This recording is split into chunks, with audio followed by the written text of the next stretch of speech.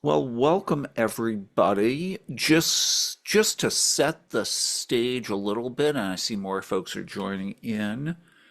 This is formally sponsored by CyberGreen and the Ostrom Workshop at Indiana University, and I like to think of this as one of the most interesting and thought-provoking ways that I spend time each month is we've got some great speakers, we've got some great attendees, and we try to facilitate respectful, valuable conversations. And um, I'm really excited to see this presentation from Daniel. I read the paper and I'm going to try not to oversell it and make his life difficult, but I was really excited to see the approach that he was taking in looking at some broad data sets.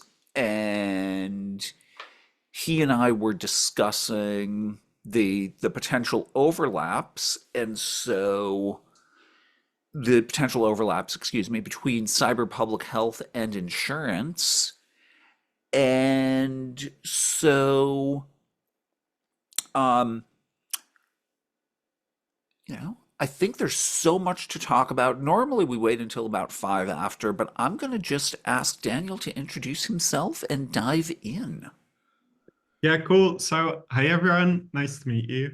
Kind of as Adam was pointing out, I'm at this weird space between academia and cyber insurance because for all my sins, I chose to work on cyber insurance for my PhD way back in 2015.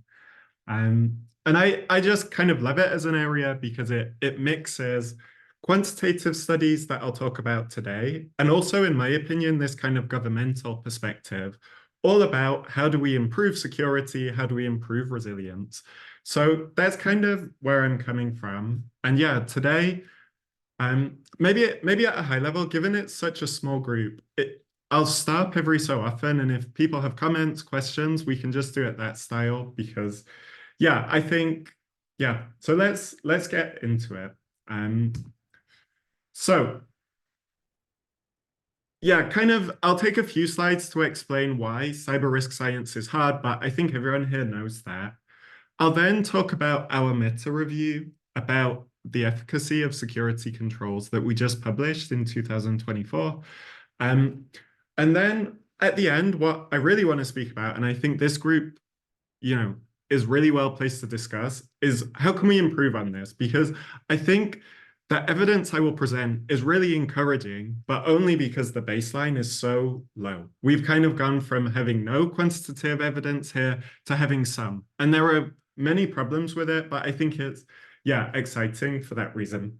So on cyber risk science being hard, I think kind of the community has always had this feeling that InfoSec has been, more of an art than a science. And I think that really came home to me in 2020 when, during the pandemic, I essentially wanted to do the cybersecurity equivalent of what public health researchers can do, which is they can rank, vaccines based on efficacy, and this is based on randomized control trials, and they can persuade the entire, well, okay, not the entire population, but a big part of the population to take risk measures to reduce, public health risk. And I was kind of curious whether that was possible for cybersecurity. So Rainer and I published this SOK, which is systemization of knowledge.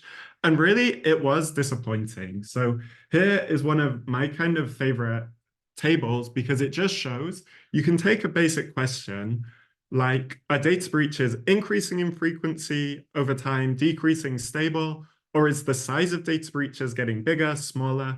And different academic researchers come to completely different conclusions. So the first two researchers in 2008, 2010 think that breach frequency is increasing over time.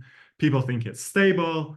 People think it's decreasing. And this really just speaks to kind of an immature area of science. And I think that's also true when you look to, instead of outcomes, what I would call mitigation studies, so trying to quantify the efficacy of different interventions. We just didn't really find anything in the literature that could support that.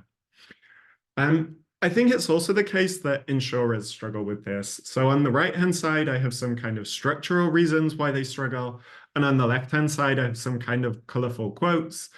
But the broad perspective is, you kind of have this sense, or I think for property insurance, it's a reality that actuaries know, how likely your building is to have a fire, what the best controls are, similar for public health. And you kind of expect maybe that cybersecurity insurers have similar insight. And then kind of as you go and speak to cybersecurity insurers, that's not the case for most of the industry. And on the right-hand side, I kind of have some structural reasons for that. And I think, the core problems with the data breach era, so this is all before the ransomware era, the kind of firms who are being breached, very large firms who process a large amount of payments information. They have very heterogeneous networks. And I think that is a core problem because to run any kind of statistics, you need some amount of homogeneity to actually make an inference from the population you study to the broader, the sample you study to the broader population. But that's just not possible, or it wasn't during the data breach era because, most of those breaches were, I don't want to say sophisticated, but they were targeting large organizations who had very heterogeneous networks. So, this is just to say that insurers were struggling with the same problem. But my sense is the ransomware epidemic really was a regime shift in the sense that what was previously in the insurance community, somehow more art than science, all of a sudden we could do proper science on claims data and derive interesting results. So you can see how the ransomware epidemic changed the insurance industry. For this chart on the left-hand side, you can see that from 2014 to 2020 or so, prices were actually stable and in some cases falling. So in 2017, 2018, prices were actually falling in absolute terms. Kind of strange, right? In this time, we heard so much in the news about cybersecurity, but actually insurers were finding it was stable. And then I think just the ransomware epidemic changed everything for insurers. So you can see here, they were seeing price increases of over 100%. And this is just on average. I've heard horror stories, some, for instance, in sectors like healthcare facing 1,000% increases, or at least 300% I've definitely heard. And I think, whereas this was, of course, a terrible problem for society at large, I think it did make cyber risk science more possible. And there's a couple of reasons for that. One, I think ransomware actors are more kind of, I guess, commoditized in the sense they are really playing spray and pray. And that kind of commoditized cybercrime is perhaps easier to study than more targeted attacks. And it's easier to kind of generalize from.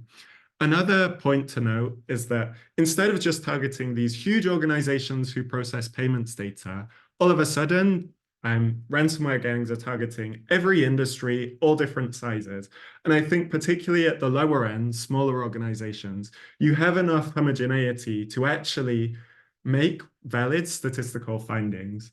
I also think there was some changes in the cyber insurance market where just more firms were buying cyber insurance. This increases essentially statistical power. And then I think also there was a key shift, whereas in the data breach era, most firms were relying on, questionnaires. So they would send out a questionnaire and a firm would fill out, a tick box. I have an antivirus, I segment my network in this way. They start to adopt external scans. And I think this really is kind of a game changer. And this sets the scene for the meta review I'm about to describe. So yeah, in 2024 with my colleague Cezanne, who I think someone mentioned they're from ONCD. I think Cezanne spent some time at ONCD. You can maybe check her LinkedIn. But she essentially prompted me. She said, the policymaking community would love to know which controls work, which don't. Is there any information that we can provide to them? And that prompted this review. And I would say the main difference between that review I did in 2021, so not that long ago, and the review here are these studies on the right-hand side from basically cyber insurance firms. So this is a mix of Coalition and AtBay are kind of venture capital funded insurance firms. Marsh and Gallagher Re, they're kind of intermediaries. And you can also see their BitSite and Security Scorecard, who began selling their scans to the industry.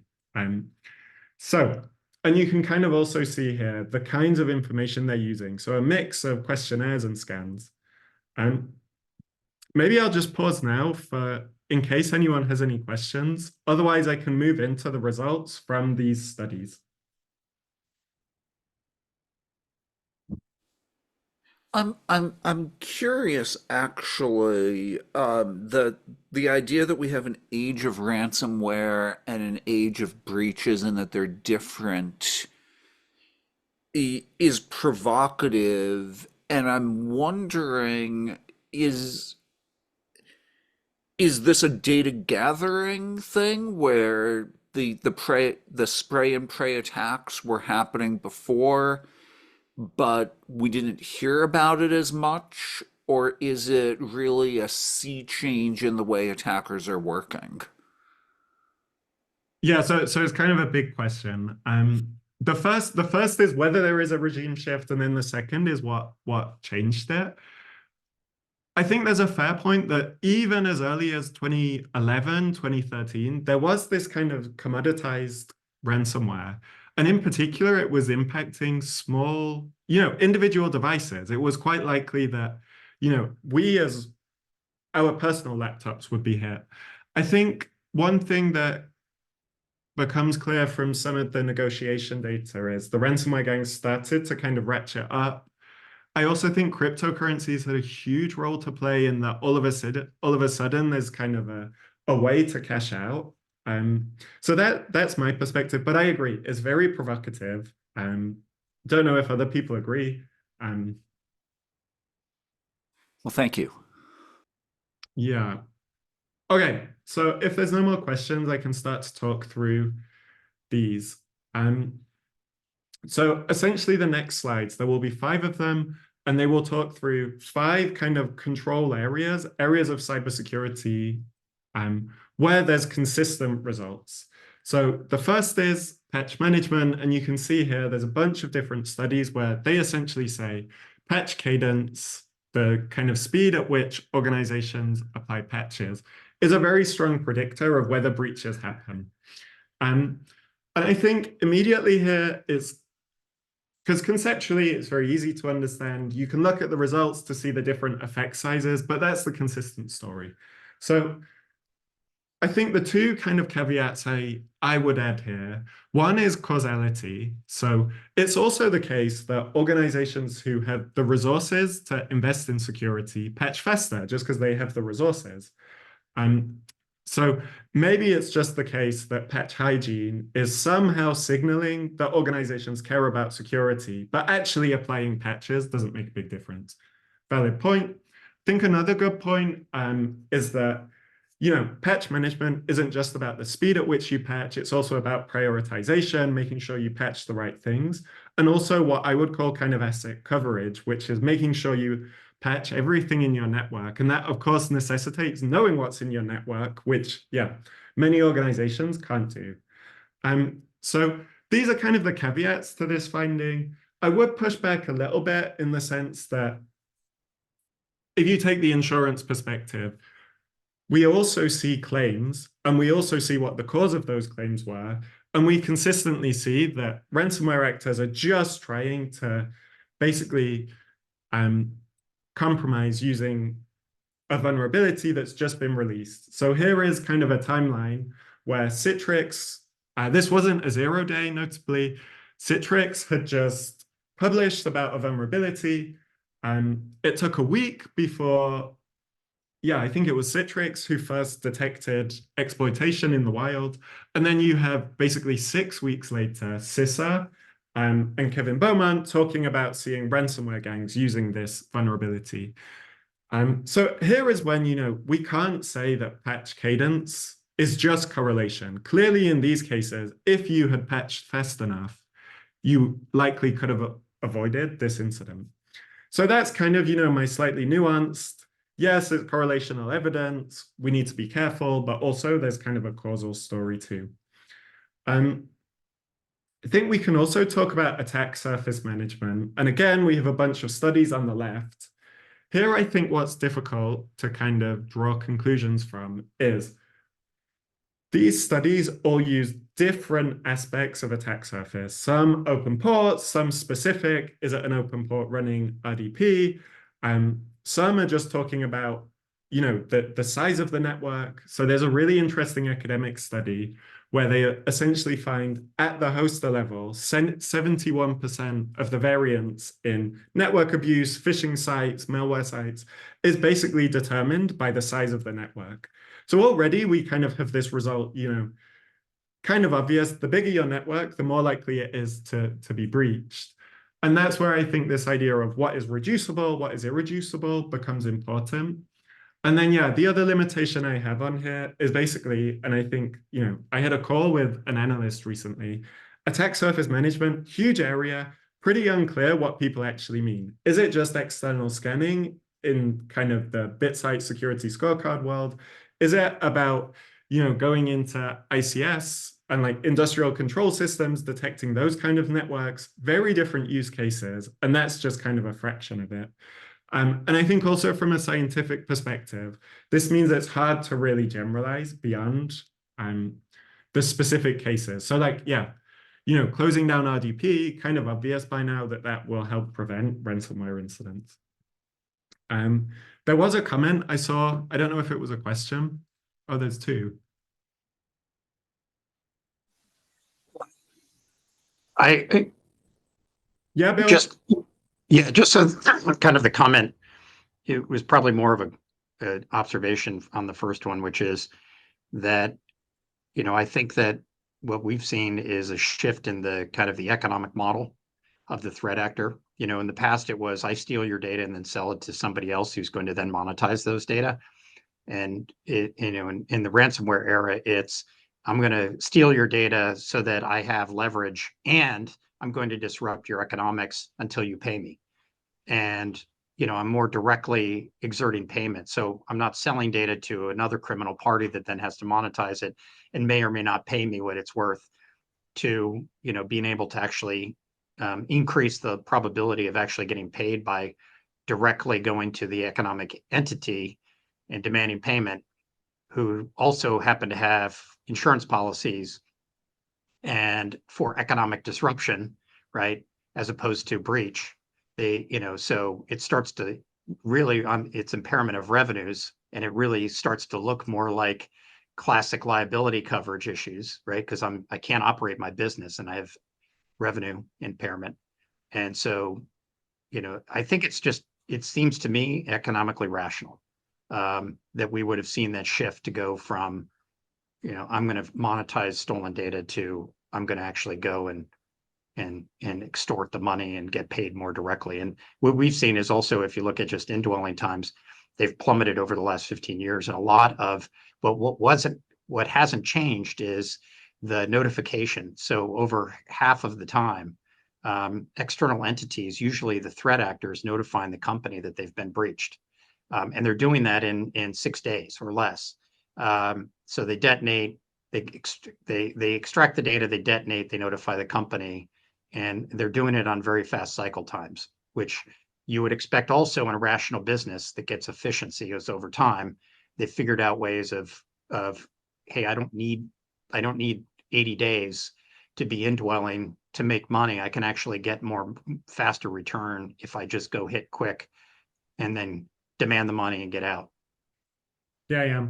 No, I agree. There's a lot kind of related to criminal business models that explain things here. I saw one really interesting academic study where they show after a large dump of credit card data on dark dark web markets, there's a decrease in basically the rate of data breaches. And the idea is that, there's been an oversupply, so people are out trying to cash out those credit cards, and they don't need to go replenish the supply. So I agree. The economic perspective, I'm very kind of, taken by. Okay, so I think multi-factor authentication, is kind of interesting because for me, the studies here contrast two basically data sources. One is a study from, well, two studies, one from Microsoft, one from Google, where they look at individual accounts, whether they have MFA, basically survival rates, how likely are they to be breached. The other is Marsh, who are an insurance broker. They look at questionnaire findings from big companies. Instead of looking at, an individual Gmail account or Azure Active Directory account, they're looking at an organization saying, yes, we apply MFA, no, we don't. And really interestingly, Marsh found that MFA was the lowest reduction in claims likelihood compared to 10 other controls. Whereas, Microsoft are finding that it's 98% effective. Whatever, Google, I think it's more like 70% against targeted attacks. And I think what this really gets to is security controls are not like vaccines where you have a medical professional with a uniform instrument, a needle, injecting a uniform amount of substance. Instead, you have organizational processes, really, like multi-factor authentication, that are applied across a whole network with a policy that has stricter or more relaxed requirements around cookie expiry exceptions.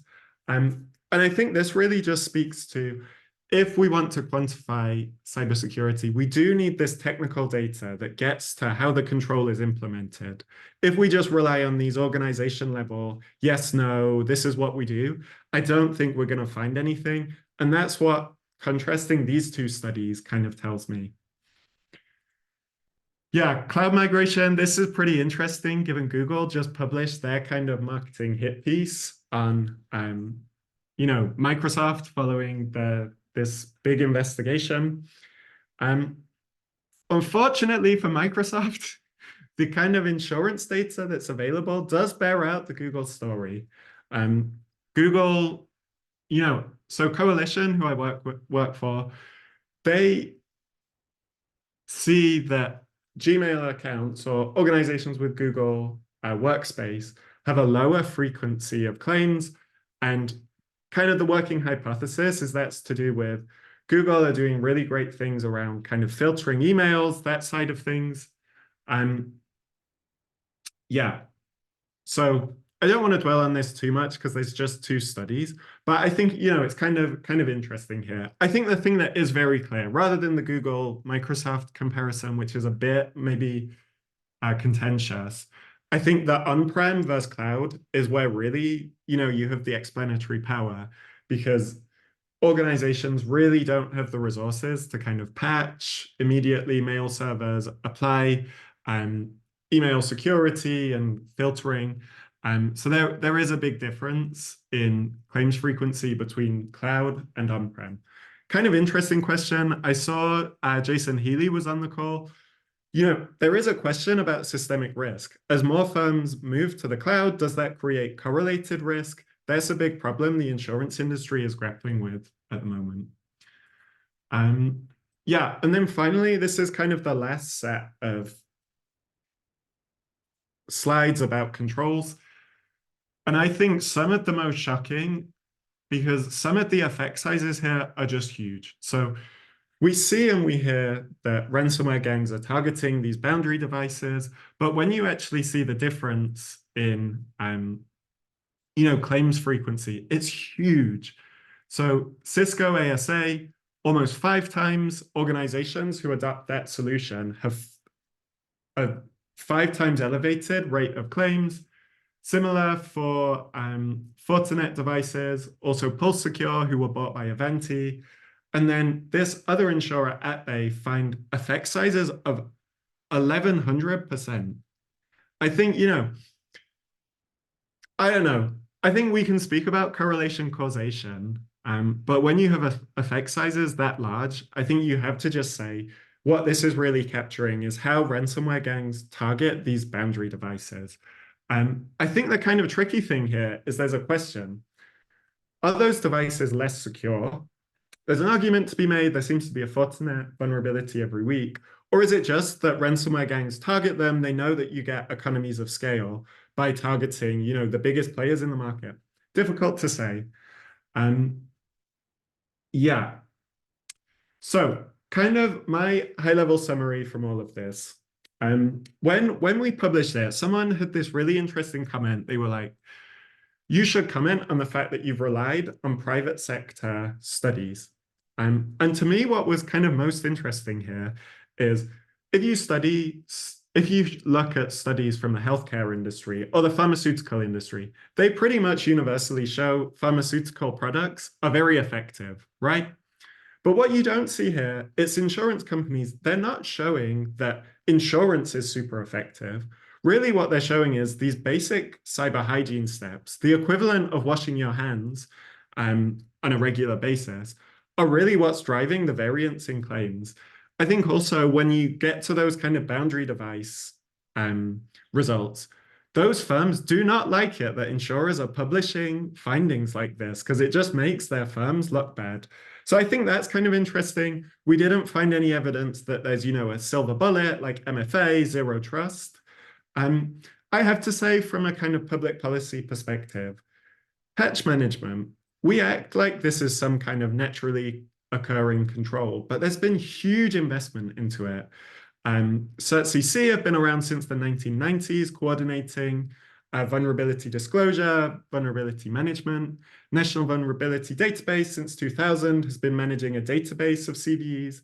And then also recently, CISA releasing KEV have made a big impact trying to direct people to the most impactful CVEs. And, I just have to think when we look to successful cybersecurity policy outcomes, this doesn't really get spoken about, but we have, I think, as a community, created very streamlined processes for addressing security vulnerabilities. They're not always followed, but in terms of the information architecture, I think, I don't know, public policy scholars might push back on me on that. But kind of the core problems here, I had some pushback from economists saying, there's no natural experiments, there's no randomization. I think that's fair. Of course, we'd all love to see that. I'm not sure big corporate networks or even SMEs are going to join randomized control trials anytime soon. They're not, going to run except not having MFA for 3 months just for the benefit of the scientific community. So I think we may well have to make do with correlational evidence. And I also think here, this is, to me, the bigger kind of critique. There's big streetlight effects here. Pretty much everything I've spoken about is externally observable. And that's just because the information insurers have is externally observable. They've relied on external network scans. They don't yet have that kind of internal data. So I can move on to looking forward, but I think people will probably have things to say. Or at least there's some comments here.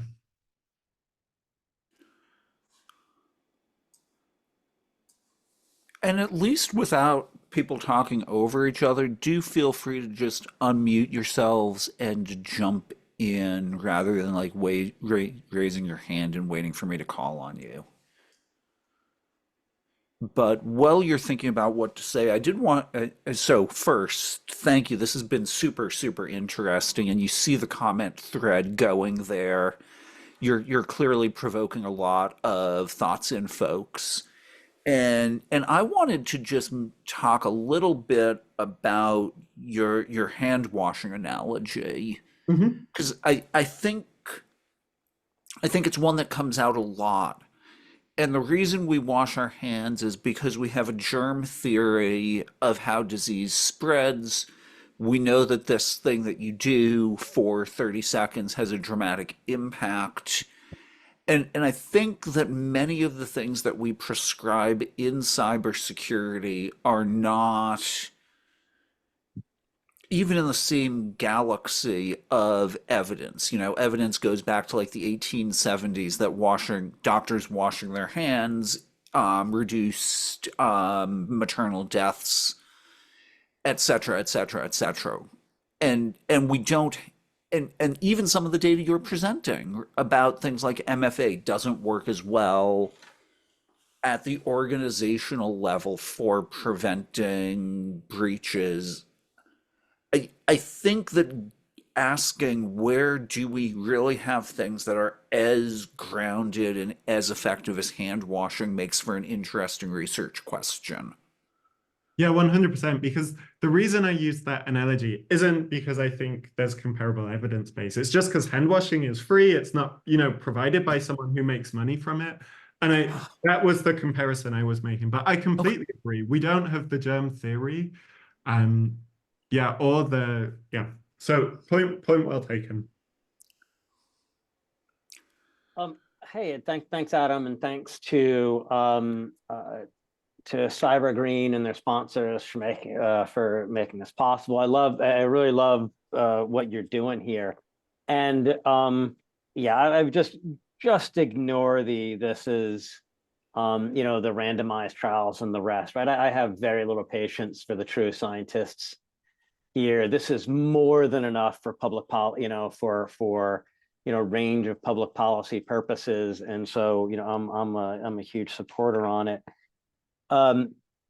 The couple areas. One, I'm doing some parallel work that's looking at how would we know if the internet's becoming more defensible or not, right? We said the strategy was going to do that. So you're looking enterprise by enterprise. I'm trying to look across the top. So I'd love to catch up with you on that. Second, I would love to see a variant of this paper. Like I'm curious in how you're going to publish this.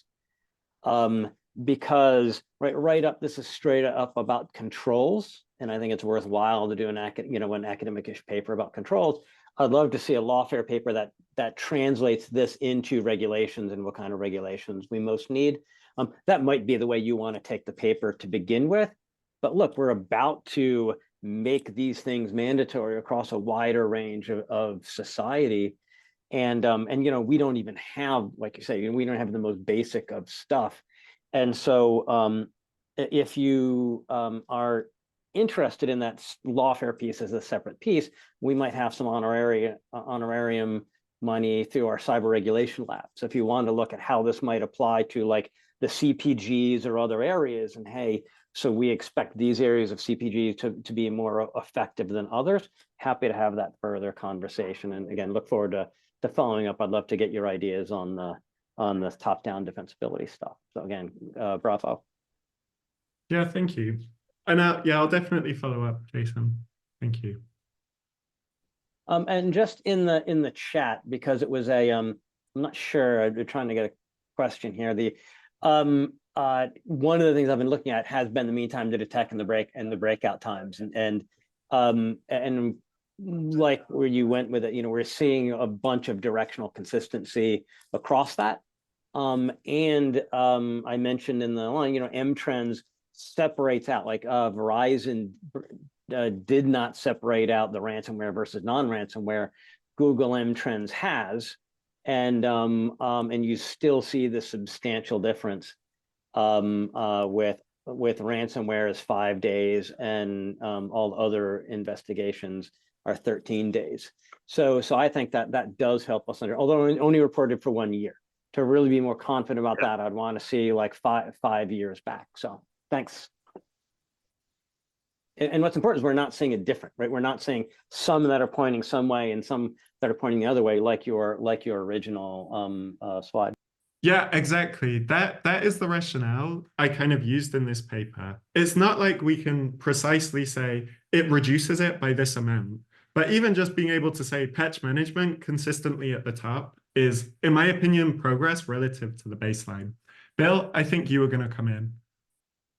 I was just curious what, just on this question of patch management, there's been a significant amount of kind of recent conversation, and then, the theatrics of signing a pledge at RSA for secure by design with a bunch of companies. And so one of the things that strikes me is that one of the challenges that we have, and I'm curious about how we would think about measuring this, is the companies that are often filing the claims are the users and deployers and buyers of the technology, not the creators of the technology, right? So so if we start to think about, hey, we have a theory that secure by design and improving code quality and doing more work on the shift left side of things is going to actually improve the security posture of software. We don't really have a direct way of measuring it, right? Because we're not, and the liability and the claims filing are happening from the buyers, not from the manufacturers of software. So it's not like, it's almost like the policy sitting in the wrong spot, right? Yeah, Like, yeah, very and super that the interesting. policy and the liability needs to rest with the manufacturer, which I think is where, Jen Easterly would like it to ultimately head in that direction where, there's more accountability by the manufacturers of the software who would bear the risk for code quality, not today, it's in some respects removed. The manufacturers are removed from the economic pain, right? The insurance companies and the victimized company are the ones who are bearing cost. And, for a system in which the two other actors, the manufacturers of the software and the threat actors, are scot-free, right? Yeah. Principal agent problem. It's like social science. Right. One. Mm-hmm. Yeah, I mean, I completely agree. I think, one of the really weird things about insurance, those technology companies buy a form of insurance that's basically professional indemnity. They just waive away all the liability and SLAs. So there is a world where actually all the claims went, well, I don't know exactly how it goes from the people who suffer the harm to the vendor, but there is a world where those software vendors, their insurance is much higher because they bear all the risk, and that might involve subrogation. Audrey, I think you wanted to come in. Yeah, actually, hearing both of you, it's always the same idea that came back to me in relation to what is it that we did not do in the build environment, Will, as a question. I wonder if the law is not guilty in there. And I would be quite curious to know what is going to happen, because legally the UK and the EU are moving towards creating legislation where manufacturers have to secure their product and for the life cycle of the product. And that's quite a big shift. And I wonder if it's going to, because it's just starting. Okay, the UK, I think the legislation is 1 year old, and the EU, it's going to come probably in the next year. And I wonder if that's going to shift the claims for insurances, or at least actually not even shifting the claims, actually shifting the fact that manufacturers are going to have an insurance. Because I do wonder if they actually have, for a lot of them, an insurance. The big companies probably, but the middle ones, not sure. Yeah. So I wonder if the law is not, by not pushing enough, has left the things, if you like, fester for a long time in the wrong way. So there is a principle from tort law. I don't know much about tort law, but I know there's this principle that liability should fall on the person who can most easily procure insurance. And one problem with the manufacturer holding the liability is it would be so huge that maybe they couldn't buy insurance. So maybe there's somehow some wisdom in the liability falling on individual firms who can purchase insurance rather than it all aggregating up to this, colossal entity who just couldn't buy insurance. That's kind of I agree with where you go. Really interesting to see how it works, but I think that's another kind of consideration. Yeah, So I think you're right. In tort law and consumer law has evolved to not put the pressure too much on the manufacturer, effectively to diffuse the risk and the issues among different ones. So a consumer like me can claim to the retailer, but then the retailer goes back to the manufacturer. Mhm. So I don't know. It's an interesting one, actually. So I'll shut up. Yeah, Bill, do you want to go? And then I'll just finish because I have a few more slides. I think that, we're kind of seeing the first steps of this in the United States with the FDA and medical device manufacturers that produce cyber devices, or a device that contains software connectable to the internet and can be vulnerable. And basically looking at it and saying, look, we're not going to allow you to enter the market unless you can demonstrate that you've done the work on the secure by design front, that you have a system for vulnerability assessment and patch management across the lifetime, and that you produce a software bill of materials that conforms to a standard.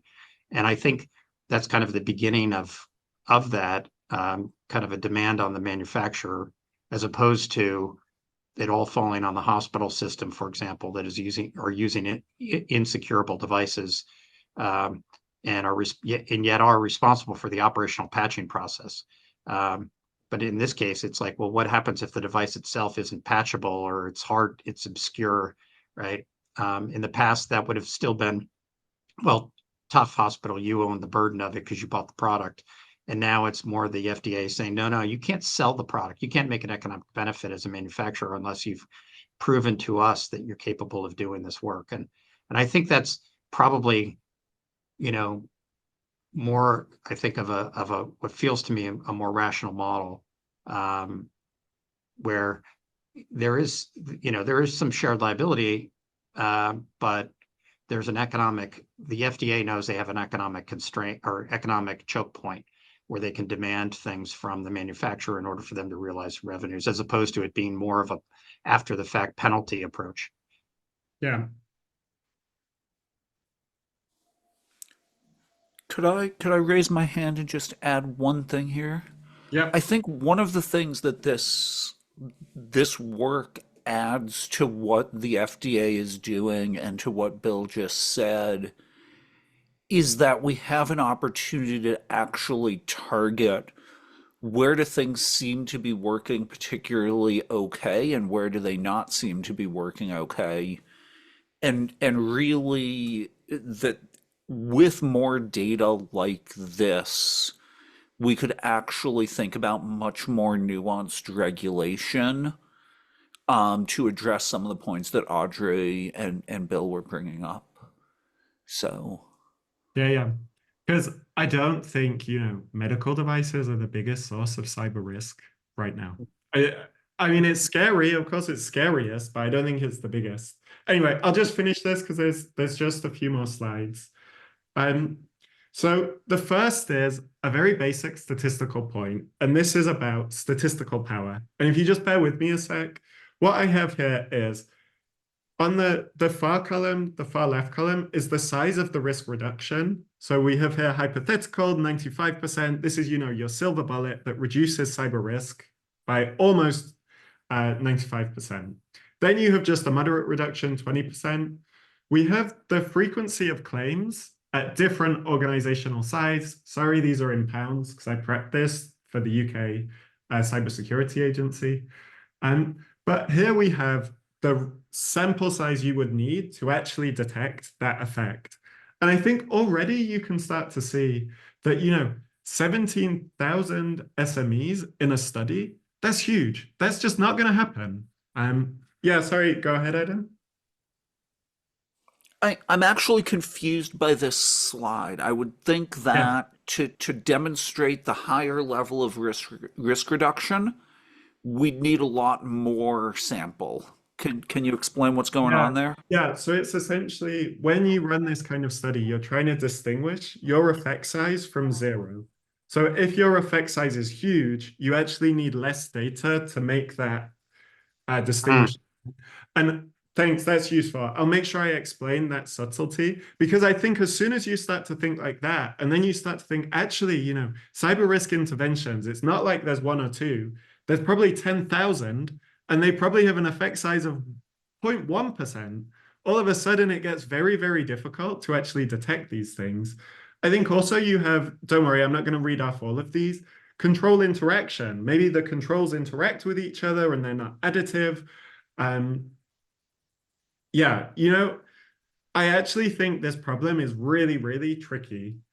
And that's why I have here, this is for academics. I just don't think an academic group can do this study with primary data. Impossible. Don't think it's possible. Think there's just too many organizations you would need in your study. You couldn't recruit them. You couldn't, yeah, it's just not possible. I saw one really interesting paper at a workshop in April at Weiss, the workshop on the economics of information security. Chitramati is an economist, and she combined two really interesting data sets. One was hospital data basically about healthcare breaches, and the other was this survey that was not created for cybersecurity purposes. They just have a survey that's been ran every year since the 1980s on technology adoption by hospitals. And economists, incredible. They put computer scientists to shame, but she basically took these two data sets, merged them, and I think it's a really interesting study because she can start to tease out how does technology impact cyber risk in the healthcare sector. And you could, one kind of less dramatic government policy would just be, why don't firms, in the same way that there's an SBOM for software, why shouldn't firms try to disclose the kinds of technologies that they adopt? I don't know. I've not fully thought that through. Maybe it's a roadmap for attackers to find who to breach, but it would certainly help with the statistics. Yeah.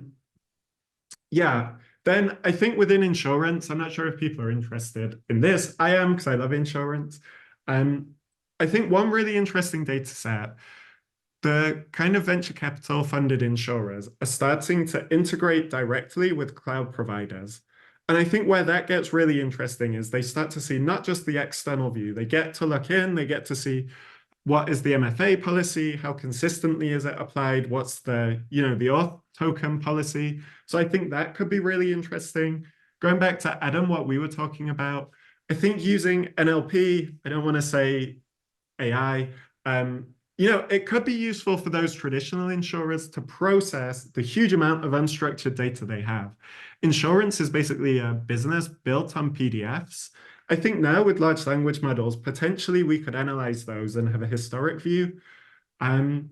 Yeah, I just think some of the problems, traditional insurers, they just don't seem interested in this. When the ransomware epidemic hit, most of the traditional insurers just said, okay, we'll double the insurance premium, we'll triple it. And, that doesn't really help firms. It just means it's unaffordable. Technological flux, I think, is a really interesting problem. Are these results about VPNs, will they be valid in 3 years' time? Let's say, this is kind of if pigs fly, but let's say Aventi, Fortinet, they secure their solutions. All of a sudden, are we down to kind of ground zero and we have to refine what these results are? Don't know. Yeah, okay, so that is the end of the presentation, but we kind of did it. I took your questions on the way.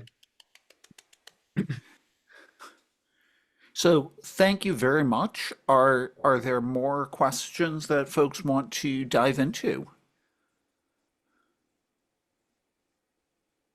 Yeah, it's been interesting I just dropped a note that, so Google has what we call our risk protection program, which is that integration with Allianz and Munich Re. So a couple different insurers where it's really like, essentially, we have a product that does cloud posture management. And so it basically snapshots your set of posture statistics and packages it up and digitally conveys it to an insurer. So the idea is like, how do you could make a claim, and the classic way of, I fill out a spreadsheet and answer a bunch of questions and then send it in, and that's used to underwrite. Or I could actually be asked at any point in time to snapshot control state and send it. Now, it doesn't deal with all of the other cultural and qualitative elements, but it does at least give you a question of like, what are the assets in question that I'm insuring, enumerating them all, understanding what is the current security posture with respect to controls, what's my current vulnerability state, do I have unpatched resources? am I conformant with security best practices? So, what's my status relative to a CIS benchmark for the cloud?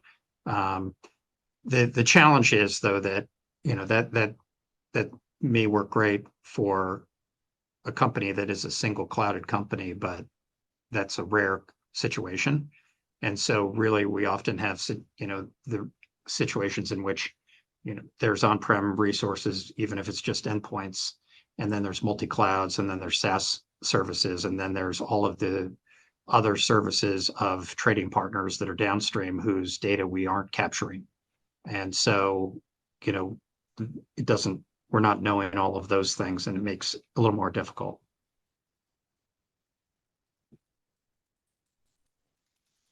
But this is, yeah, I agree with Eric's sentiment. I think I think more of this work in the direction of what do we actually know works, as opposed to, we're reporting on all of the things, all the failures. Like we've been basically trying to discern what ought to work based on all of the things that failed, as opposed to trying to figure out what works based on the things that work. Yeah. And by the way, I think the Google program really exciting. I just don't know which insurers will be able to take advantage of that data. Right. Well, and right now it's fairly limited to just those two, and it's negotiating with them over what's relevant for the underwriting process, and for their determination. And then I think even then, there's still reinsurance that's required to backstop and risks and that sort of thing. I think people are still trying to figure out what are the relevant metrics, even if I get all the posture management, Yeah, exactly. What is the risk experience? Yeah. And I can think still get a business email compromise, and I can still get somebody to steal my credentials, and it doesn't matter what my posture was. one of the questions that I have is, this was prompted a little bit by Jay Healy commenting that some data has separated dwell times for ransomware versus non-ransomware attackers. Is there a list of questions that you just want to reach out and shake people because they didn't answer them in their reports, that you'd been able to do like a whole nother if people had only exposed this variable? So my simple answer to that, which I don't think even is difficult, is multivariate analysis. People, like one of the brokers say that they sell their multivariate analysis. Like they just sell it. It's, part of their advisory service. And yes, it would be great to see more of that. I'm really curious about MFA. I just don't think it's been measured well at an organizational level, given how much as Bill points out, how much is business email compromise? It just seems so obvious that MFA, based on, maybe it's more difficult than just SMS-based second factor. It just seems that has to be the control that prevents business email compromise. But I just don't think we have a good way to measure it yet. All right. Well, I'm going to say thank you so much for joining us. And I wanted to mention to everyone that, we've got a bunch of new folks here, and welcome everyone. We are always looking for more speakers. We're always looking for topics. So if you've got something that you want to say, please share it. We've got a mailing list. I want to encourage everyone to sign up for our mailing list. And in fact, the very next thing that's going to go to our mailing list is not another announcement of a seminar, but is the workshop report from the workshop we held back in January. That's in final edit now, and so we're really excited, and we hope it's thought-provoking for you. And Adam, so, yes. how do I sign up for the mailing list? If you go to site, there's a message in the chat with I unfortunately can't see the messages in the chat because They don't let us use chat in this workspace. Ah, um, Haha. if the shortest version of the URL in that case would be cybergreen.net, and then Okay. click on the Get Involved button at the top. Thank you. You're welcome. And I would love to know, how much that control reduces breaches, not allowing you to see the chat. That's funny. But yeah, with that, thank you all very much for your time, your energy, your engagement. Let's thank the speaker. Thank you, Daniel. Yeah, Thank you, thank you. It Daniel. was fun. Like lots of constructive comments. It was great. All righty. And we will see you all online. Have a great day, everyone. Bye.